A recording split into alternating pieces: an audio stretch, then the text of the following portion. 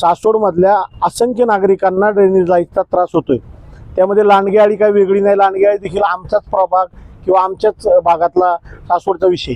त्या लोकांचे प्रश्न त्या ठिकाणी मार्गीच लागले पाहिजेत, ह्या मताची आम्ही सगळी मंडळी आहोत। परंतु प्रशासनाला वेठीस धरण्याऐवजी एखाद्या व्यावसायिकाला, एखाद्या वैयक्तिक माणसाला वेठीस धरणं हे कितपत योग्य आहे?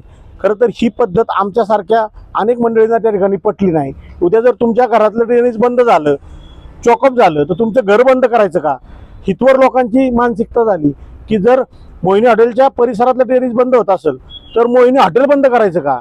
उद्या पोलीस स्टेशनच्या परिसरातलं ड्रेनेज बंद झालं तर उद्या पोलीस स्टेशन बंद करणार आहे का? आणि कायदा सुव्यवस्था कुणी हातात घेत असेल तर आम्हाला त्या सगळ्यांना सांगणे की कायदा सुव्यवस्था हातात घेऊ नका।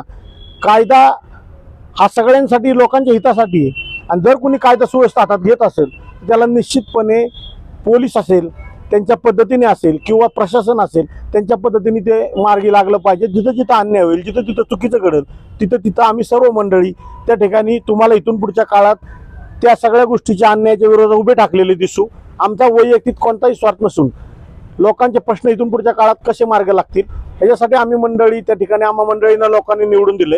आणि भविष्य काळात शिवसेनेच्या वतीनं, या सगळ्या नगरसेवकांच्या वतीनं एक ग्वाही देतो की सासवडमधल्या अनेक नागरिकांचे प्रश्न त्या ठिकाणी मार्गी लावायचे असतील तर कुणी त्या ठिकाणी आमसभा घेऊ ना घेऊ, पण आम्ही त्या ठिकाणी सगळ्या नागरिकांशी महिन्यात 2 महिन्यातनं एकदा त्या आमसभेच्या जनता दरबाराच्या निमित्तानं बसू, बोलू, चर्चा करून त्यांचे प्रश्न त्या ठिकाणी मार्गी लावण्याचा प्रयत्न करू। परंतु आपल्या चॅनलच्या माध्यमातून मी सर्व नागरिकांना त्या ठिकाणी आवाहन करतो की आपला कोणताही प्रश्न असू द्यात, कुठल्याही प्रभागातला असू द्यात, निवडून आलेला उमेदवार असू नसू, आम्ही सर्वजण नगरसेवक कुठल्याही कोणाच्याही कानावर त्या ठिकाणी आपण मंडळींनी घातलं तर तो प्रश्न निश्चितपणे मार्गी लावायचं काम आम्ही सगळी मंडळी या ठिकाणी करू।